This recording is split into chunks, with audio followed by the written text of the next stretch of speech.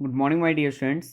मैं आपका विज्ञान अध्यापक शुभम तिवारी, माया ज्ञानोदय संस्कार अकादमी विद्यालय ललितपुर से आप सभी कक्षा 7 के विद्यार्थियों का आज विज्ञान विषय की इस कक्षा में बहुत बहुत स्वागत करता हूं। आज 28 अक्टूबर 2020 दिन बुधवार है। विद्यार्थियों, हमारा जो लेसन चल रहा है लाभदायक जंतु एवं पेड़ पौधे, लाभदायक एवं हानिकारक पेड़ पौधे एवं जंतुओं के इस लेसन के अंतर्गत हमारा जो टॉपिक है आज का वो है लाभदायक जंतु। कल की वीडियो में इस टॉपिक पर हमने खाद्य पदार्थ प्रदान करने वाले जंतुओं के बारे में अध्ययन किया था।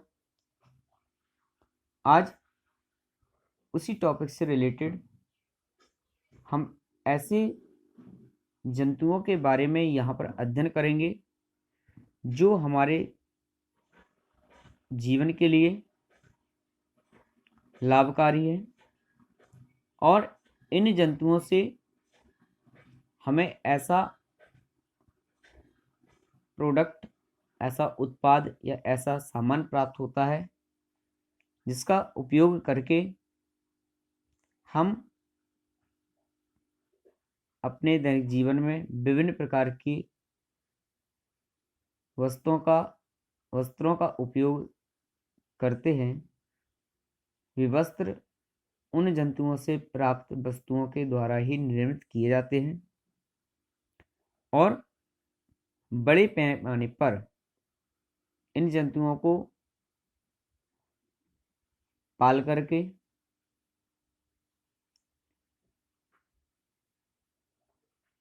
इनसे उस उत्पाद को प्राप्त करते हैं।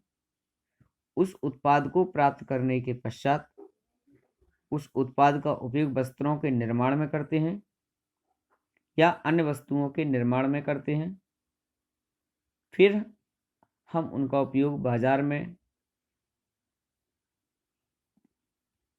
बेचने के लिए करते हैं और अपनी आजीविका को चलाने के लिए धन को जुटाते हैं।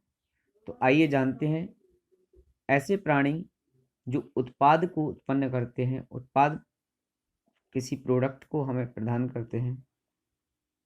जानते हैं उन कीड़ों के बारे में। तो विद्यार्थियों, जैसे कि खाद्य पदार्थ देने वाले जंतु हैं उसी प्रकार से प्रोडक्ट देने वाले भी कुछ जंतु हैं जिनमें रेशम और लाख। विद्यार्थियों, रेशम के वस्त्र बहुत ही अत्यंत चमकीले, सुंदर और पहनने में हल्के हुआ करते हैं और साथ ही अट्रैक्टिव भी होते हैं, आकर्षित भी होते हैं। इसी प्रकार से लाख से पॉलिश, वार्निश, लाख की चूड़ियां या अन्य सामान बनाया जाता है। तो आइए जानते हैं इन दोनों के बारे में। जैसा कि आप यहाँ चित्र में देख रहे हैं कि रेशम कीट का जीवन वृत्त क्या है। जो जीवन चक्र है रेशम के कीट का, सबसे पहले जानेंगे रेशम के कीड़े से रेशम कैसे प्राप्त होता है। तो इसके बारे में हम पिछले अध्याय में जान चुके हैं।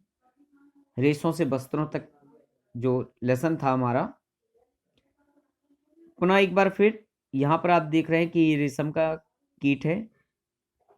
यह रेशम का कीट क्या करता है, इनका जो पालन होता है वो सहतूत के पेड़ पर होता है। तो सहतूत की पेड़ की पत्तियों पर इन रेशम कीटों को छोड़ दिया जाता है, जहां से ये रेशम कीट अपने पोषण को प्राप्त करते हुए अंडे देते हैं। फिर यह अंडा यहाँ पर विकसित होकर के अपने आप में एक लार्वा के रूप में परिवर्तित हो जाता है, अर्थात इल्ली के रूप में बन जाता है और यही लार्वा इन पत्तियों से पोषक तत्वों को प्राप्त करते हुए लगभग 30 से 45 दिन के अंदर पूर्ण विकसित होकर के कोया या कोकून में परिवर्तित हो जाता है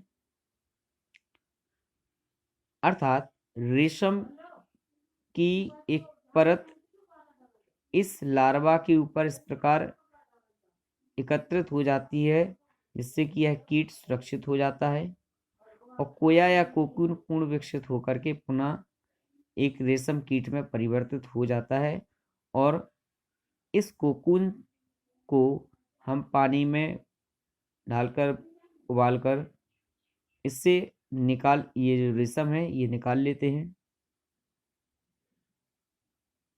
तो इस प्रकार से हमें रेशम प्राप्त होता है। रेशम कीट पालन की जो खेती है वो सेरीकल्चर कहलाती है।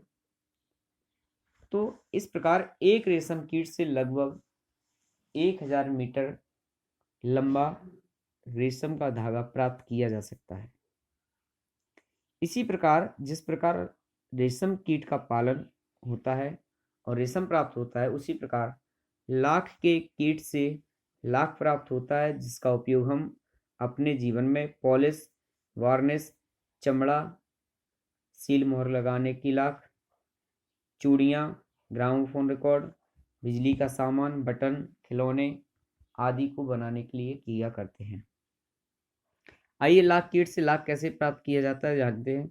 लाख कीट भी रेशम कीट की भांति अपने शरीर की रक्षा हेतु शरीर के चारों ओर मोटी पपड़ी के रूप में एक लाख का खोल बना लेते हैं जिसे खरोंच कर पानी के साथ गलाकर शुद्ध लाख तैयार की जाती है। लाख कीट के शरीर को सुखा करके हम एक लाल रंग का एक पदार्थ प्राप्त करते हैं जिसको हम अपने दैनिक जीवन में जो महिलाएं होती हैं मुहावर जो लगाती हैं उसके रूप में उसका उपयोग किया जाता है। इसके दूसरी ओर हाथी की बात करें तो हाथी एक वन्य प्राणी है। अधिकांशतः लोग हाथी का पशुपालन करते हैं। क्यों? वनों से बड़े पैमाने पर किसी वस्तु को बोझ उठाने के लिए, ढोने के लिए हाथी का उपयोग किया करते हैं। शंख की बात करें तो शंख जो कि हम आजकल पूजा मंदिरों में उपयोग करते हैं बजाने के लिए। यह भी जंतुओं का बाह्य कवच है जो कैल्शियम कार्बोनेट से बना होता है और इसका उपयोग सजावट, पूजा घरों में एवं दवाइयों में भस्म बनाने के लिए किया जाता है। कस्तूरी मृग की आप लोग सभी लोग जानते हैं। कस्तूरी मृग जो होता है उसमें जो कस्तूरी प्राप्त होती है उसका उपयोग औषधि के रूप में दवाइयों के लिए किया जाता है। इसके बाद अन्य प्राणी है सहायक जंतु, जैसा कि कल भी चर्चा की थी। बैल, घोड़ा, गधा, खच्चर, हाथी, ऊंट आदि का उपयोग हम लोग सामान को एक स्थान से दूसरे स्थान पर ले जाने के लिए करते हैं। परिवहन के रूप में भी इन जंतुओं का उपयोग किया जाता है। कुत्ता एक पालतू जंतु है और इसको घरेलू सुरक्षा, देश की सुरक्षा तक इसका उपयोग किया जाता है। तो विद्यार्थियों, ये था आज का हमारा टॉपिक। इसी टॉपिक के साथ इस लेसन को शाम करते हैं। कल पुनः एक नए लेसन, नए अध्याय के साथ पुनः उपस्थित होंगे। भोजन, स्वास्थ्य, रोग। तब तक के लिए शुभकामना। Thank you so much.